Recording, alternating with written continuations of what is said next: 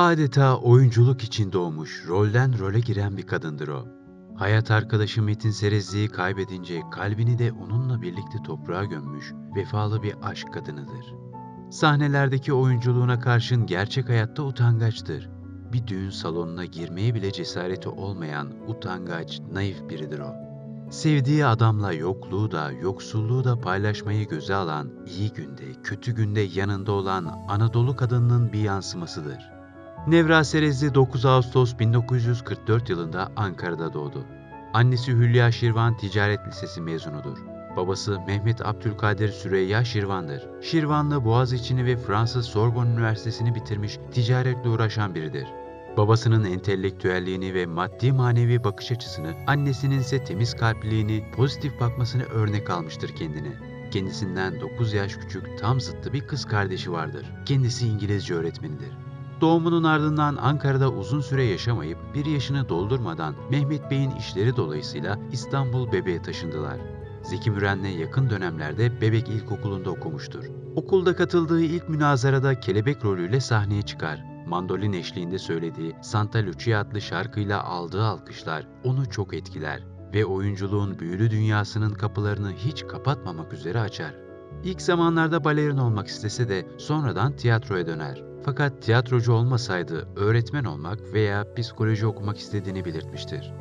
Liseler için girdiği sınavlarda sadece evine yürüme mesafesinde olan Arnavutköy Kız Lisesi'ni, şimdiki Robert Koleji'ni kazanır. Çok çalışkan bir öğrenciydi. En büyük korkusu bir öğretmeni onu derse kaldırıp soru sorarsa soruyu bilemeyip utanmaktı. Bu yüzden çok dikkat eder ve derslerinde eksik bırakmazdı. Coğrafya ve kimyayı çok sevmezdi. Matematiği ise algıladığı zaman severdi.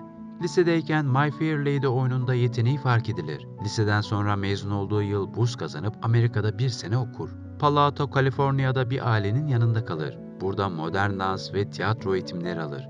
Hayatının dönüm noktası olduğunu belirttiği bu zamanlarda okulda Türk bir kız neden modern dans ve tiyatro eğitimi alır denilerek tepki çekmiştir. 30'a yakın Amerikan Üniversitesi'ne burslu başvurmuş fakat Texas Üniversitesi'nden %50 burs almış, diğer üniversitelerdense hiç burs alamamıştır. Ailesi bu üniversitelerden hiçbirini karşılayamayacağı için Amerika'dan vazgeçip Türkiye'de tiyatro kursları aramaya başlar. Şans eseri bulduğu LCC'nin açtığı bir kursa kayıt olur. Bu kursun ücretini ise sabahtan öğlene kadar bu kursta sekreterlik yaparak karşılar. Bu kursun önemini öğretim kadrosu göstermektedir. Haldun Dorman, Yıldız Kenter, Müşfik Kenter, Ayla Algan, Haldun Taner, Melih Cevdet Anday gibi tiyatro efsaneleri öğretmendir. Ders sezonu bittikten sonra Haldun Dorman'dan 22 yaşında profesyonel rol teklifi alır. Erol Keskin'le birlikte Cengiz Han'ın Bisikleti adlı oyunda başrolde Gül Hanım rolüyle Dorman Tiyatrosu'nda 1966 yılında giriş yapar. Hala anlattığı komik bir anıysa Dorman Tiyatrosu'nda ilk gününde ona teklif edilen çaydan sonra verdiği "ben sabah çayımı evde içtim, teşekkürler" cevabının ardından bütün kulisin kahkahalara boğulmuş olması ve Turgut Boralı'nın yıllarca onunla bu konu hakkında dalga geçmesidir. İlk zamanlarda her gece babası Bebek'ten tramvay ve otobüsle gelip Ses Tiyatrosu'nun kulisinde Nevra Serezli'nin oyunun bitmesini bekler ve bitmesinin ardından el ele yürüyerek Bebek dolmuşuna binip eve dönerlermiş. Tam 1 yıl boyunca bu durum devam etmiş. Gelecekte evleneceği Metin Serezli ile Cengiz Han'ın Bisikleti oyununun kulisinde karşılaşırlar. Metin Bey'in iyi oyunlar demesiyle de ilk kez diyalog kurarlar. İlk o zaman kalbi pırpır eden Nevra Serezli o zamanlar Metin Serezli'ye duyduğu hayranlığını hala anlatmaktadır. Bu buluşmadan sonra uzun süre Metin Serezli'nin yaşadığı hastalıktan dolayı eve kapanmasıyla görüşemezler. Komedi ustası Nisa Serezli, Metin Serezli'nin eski eşi olmasına rağmen Nevra Serezli'ye tiyatroya başlangıç yıllarında hep yardım etmiş ve nerelerde durması gerektiği gibi konularda hep destek olmuştur. 1967 yılında Ankara Sanat Tiyatrosu'nda Durdurun Dünyayı İnecek Var adlı oyunda oynadı. İngiltere ve İtalya'da tiyatro festivallerine katıldı. Haldun Dorman'dan aldığı ilk maaşla Beyoğlu'nda büyük bir mağazadan gidip gelirken gördüğü ve çok istediği, şimdi bile çizerek tarif edebileceği bir etek alır. Şu günlerde bile o eteği hep severek anlatır. İlk defa Metin Serezli ile tam anlamıyla Aşk adlı oyunun provalarında birbirlerinden karşılıklı hoşlanmaya başlamışlardır. Bu oyunda Nevra Serezli'nin 40 yaşlarında olgun bir kadına hayat vermesi gerekmiş. Fakat daha genç olan Nevra'nın bu rolün altından kalkamayacağı söylenince Metin Serezli ne hikmetse bu oyunda rolü alırsa rol arkadaşı olacak Nevra'nın bu rolü almasında ısrarcı olmuş. Evlendikleri zaman Metin Bey seninle oynamak istemiştim diyerek o zamanlardan beri ondan hoşlandığını itiraf etmiştir. Tanınmış sanatçılar yetiştirmiş Şakir Paşa ailesinin bir ferdi olan sanatçı Şirin Devrim'in kitabında Metin'le Nevra'yı ben tanıştırdım. Ben birbirlerine aşık ettim. Ben evlendirdim yazmasından da anlayacağımız üzere neredeyse yarım asır süren bu evliliğe vesile olan kişilerden biri de Şirin Devrim'dir. Bir Avrupa turnesinde yolculuk sırasında bir tünele girmişlerdir. Uçak korkusu, karanlık korkusu olduğu gibi klostrofobisi de olan Nevra Serezli bu sırada fenalık geçirir. Haldun Dormen tünelin çıkışında otobüsü hemen yeşillik bir alana çeker. Ardından da Erol Günaydın Nevra Serezli'ye bir tokat atarak kendine gelmesini sağlamıştır. Fakat nasıl olduysa bu tokat günümüzde Nisa Serezli attı sanılıp eski kocasının sevgilisine mesaj mı diye sorulmuştur. İşin komik yanı ise Erol Günaydın'ın da klostrofobisinin olmasına rağmen Nevra Serezli'den korkmuş ve kendi korkusunu unutarak Nevra Hanım'a yardım etmeye çalışmıştır. Nevra Serezli'nin de dediği gibi Nev ile Metin arasında 10 yaş olmasına rağmen tanıştıklarından 2 yıl sonra 7 Mart 1968'de evlenirler. O zamanlar maddi imkanları sınırlı olan Metin Serezli, Nevra Hanım'ı istemeye bir kırmızı gül ve bir adet gofretle gelir. Nevra Hanım'ın babası Mehmet Bey ise bu duruma tam bana göre bir damat diyerek karşılık vermiştir. Düğün salonu olarak da Dormen Tiyatrosu kullanılmıştır. Nikah şekerlerini evde kendileri yapmışlardır. Ünlü oyuncular konukları karşılamış, Altan Erbulak ve Ekrem Bora fotoğrafları çekmiştir. Nikah şahidi de Haldun Dormen olmuştur. Nevra Serezli 24 yaşındayken ilk oğlu günümüzde Savaşçı dizisiyle bilinen Murat Serezli'yi dünyaya getirmiştir. Nevra Hanım 29 yaşındayken de oğlu Selim Serezli'yi dünyaya getirdi. Metin hep dediği olur zannederdi ama hep benim istediğim olurdu der. 1971'de Metin Serezli ve Altan Erbulak Dormen Tiyatrosu'ndan ayrılıp kendi tiyatrolarını kurmaya karar verirler.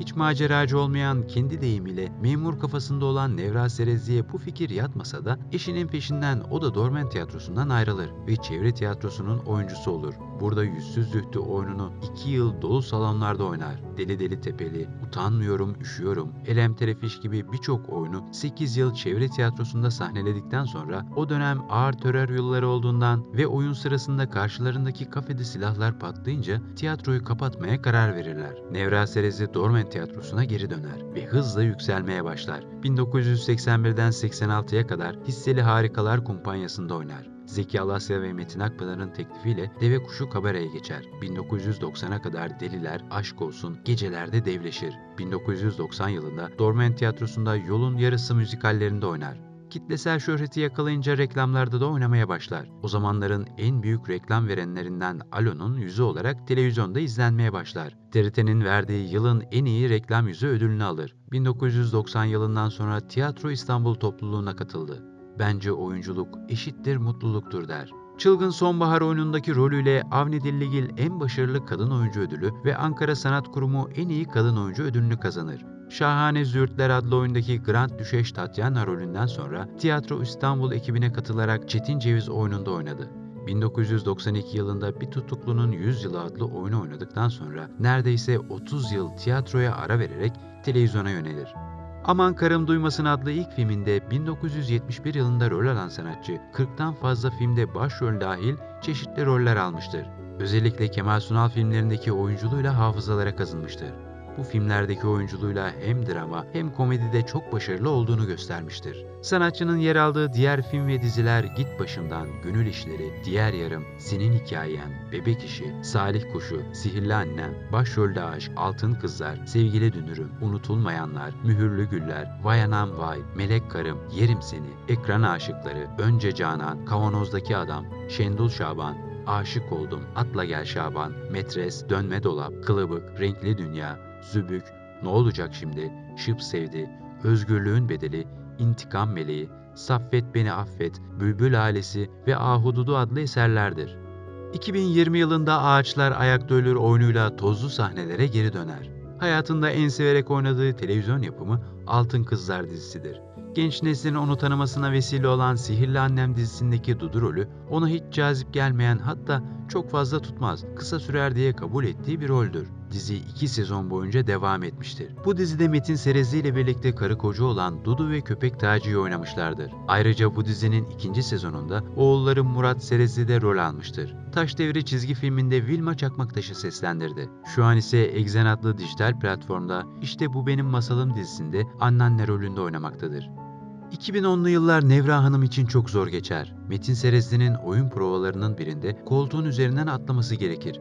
Fakat bir türlü atlayamayınca bir sıkıntısı olduğu düşünülüp hastaneye gider. Akciğer kanseri teşhisi konur. Nevra Hanım bu hastalığı öğrendikten sonra ne kadar hayatı normalmiş gibi yaşamaya çalışsa da Metin Bey'in gözünden kaçmaz. 10 Mart 2003 tarihinde sahnelerde başlamış, yıllarca sürmüş, iki zıt kutup olan ama birbirine çok aşık iki insanın biri bedenen toprağa girer, diğeri ise kalben. O hafta Teşvikiye Camisi'ndeki ünlü cenazesi Metin Serezli'ye aittir. Nevra Serezli'nin bu şoku atlatması tam 2 yıl sürmüştür. Hala daha Metin Serezli'den bahsederken yüzünde bir buruk gülümseme oluşur. Şu an Kavacık'taki evinde yaşasa da Nevra Serezli yazlarını Bodrum'daki evlerinde geçirmeyi çok sever. Zira o ev Metin Bey'in en sevdiği yerlerden biridir. O evde ne kadar kötü günleri, travmaları da olsa taşlarını bile Metin Bey'in boyadığı o ev Nevra Serezli için çok değerlidir. Biz ne kadar kendisinin burnu kalkıklığından teklifleri kabul etmiyor sansak da durum aslında öyle değildir. Nevra Serezli çok utangaç biridir. Mesela yıllarca sinema kuyruğuna girmeye kaçınıp Metin Serezli'ye aldırtırmış biletleri. Büyük bir düğün alanına girerken arkaya çekilip Metin Bey'i önden iterek onun önden girmesini sağlarmış. Nevra Serezli bir sürü çocuğa, gence, yetişkine, yaşlıya, kısacası her nesle dokunabilmeyi başarmıştır. Utangaçlığıyla, sevecenliğiyle, samimiyetiyle, hayat verdiği rollerle şu zamanlarda eskiye nazaran daha az aktif olsa da şimdiki neslin bile hafızalarında yer edinmeyi başarmış bir yıldızdır. Uzun yıllar hem tiyatro hem sinema perdesinde hem de televizyon ekranlarında yüzlerce karaktere can veren, bizim için de unutulmaz oyuncular arasına giren Nevra Serezli'yi daha fazla projelerde görmeyi umut ediyoruz. Bir videonun daha sonuna geldik. Diğer videolarımızdan haberdar olmak için kanalımıza abone olmayı ve bildirim zilini açmayı unutmayın. Sağlıkla kalın.